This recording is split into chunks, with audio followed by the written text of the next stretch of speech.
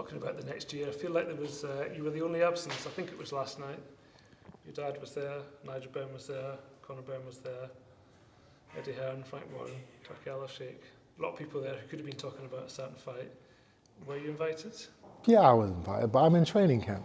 You know, I'm not worried about anything else apart from preparing for Saudi Arabia, October 12th. You know, my old man has had an amazing career. He's done it all, but that is not my focus right now. I got to focus on me. There was a little exchange with Conor, though. Does it feel like that fight is as close as it's been? Well, I mean, it was made, obviously, but since then.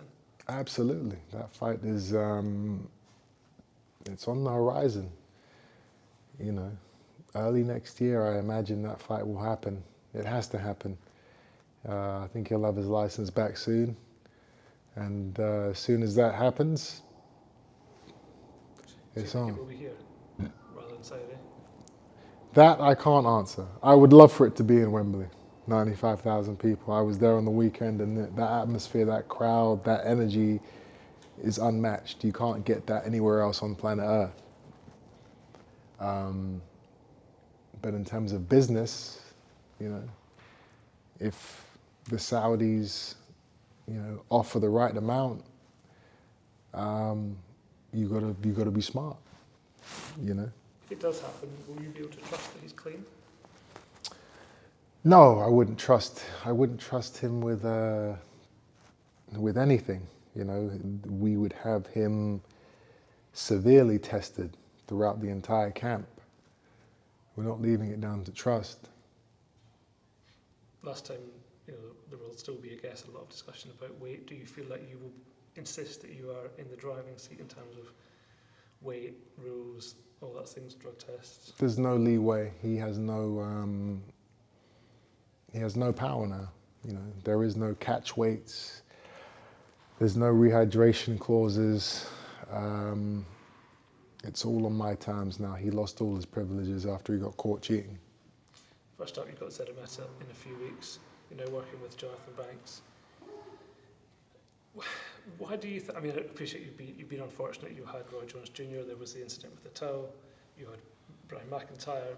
I'm assuming, well, tell me why the change. Was that to do with the fact that the gun situation? Jonathan Banks is the right man for this job. He actually coached Triple G in his fight against his exact same opponent. So it made sense. I had a great camp with Bomac before. He was not available for this fight, so we had to find another guy. And Jonathan Banks has been great so far. I love the philosophy. I love the mindset. The energy that he brings to the camp. It's been great. I'm not just saying that because to say it, you know, that's the truth. So I'm excited to see what we can come up with. Are you open to being moulded at this stage of your career, or do you bring someone in to say, this is how I'm going to fight, just get me to fight night? Well, you know, this camp is only going to be 4 weeks. It's a 4-week camp I have with Jonathan. You can't mold somebody in 4 weeks. It's the same with Bomac in my last camp. He came in super late. I had like 4 or 5 weeks with him. So there's no molding, it's directing. It's, you know, it's focusing on the things we need to work on and executing the game plan. Do you anticipate that being the same going forward, or do you want to have a bit of a longer stretch after this? Well, yeah, obviously the goal is to, you know, have somebody that you can have longevity with and kind of build that rapport with, you know, learn what he likes, he learns what you like, and you kind of build off of that. And this could very well be the beginning of that type of relationship. If we're standing here in a year's time, is it possible you've done Szeremeta in October, Conor Benn in February, Canelo May? Absolutely. You know, throw Saunders in there, throw a world title in there. The next 12 months have the potential to be absolutely massive for me. It's been a tough few years for your family. how have you developed having, I guess, playing a bigger role in your nephew's life? Let's say, do you feel like you've matured, perhaps? I've had to mature. I've become I became a father overnight. You know, my brother passed away, and now, you know, it's my duty and my honor to kind of step in and fulfill that father figure for his son, Raheem, my nephew, who I now consider a son.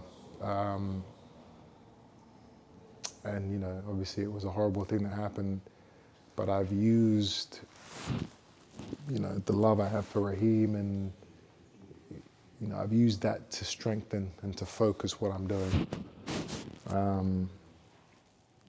It has been tough, yeah, but you have to be strong for your family.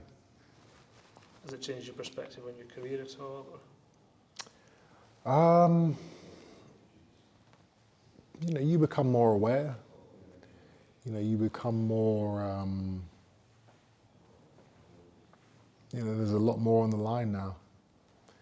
You know, when kids get involved, you know, you want to make sure you're there for their entire life, you know. So yeah, you know, it definitely puts a lot of things in your head that you have to then kind of move forward in your career, adjusting certain things, you know. And does your dad play a role at all in your career anymore? At the moment, no, he doesn't, which is, you know, pretty crazy, because obviously for a huge part of my career, he was, you know, he was a massive part of everything, the business side, the press conferences, the training. He was always there. Now he's not there for any of it. You know, I had to make that transition. I had to step out of that cycle because I just felt it wasn't working. And you know, as my own man, I had learned enough, I'd done enough in the game to be confident to go and do my own thing and to walk my own path, not following somebody else. So is it nice to have him purely as a dad? It would be if that was the case. That's what I want. At this moment in time, he's having trouble in separating the business and the boxing and the coaching from being just my dad. For so many years, that was how he was my dad. So when that's not there, it's like, well, what do I do? I think that's what he's dealing with right now. So yeah, I think it's going to take me kind of being out of boxing for him to be able to come back into my life. I hope that's not the case, but at the moment, that's just how I see it. Any regrets that he was so involved at the start, or do you think he had to be involved at the start for you to? I'm not going to say I have regrets. You know, I'm very appreciative of everything that he did and the things that he taught me throughout my life and throughout my career. It's just as simple as I wanted to be my own man, and that's what I'm doing now. But no regrets.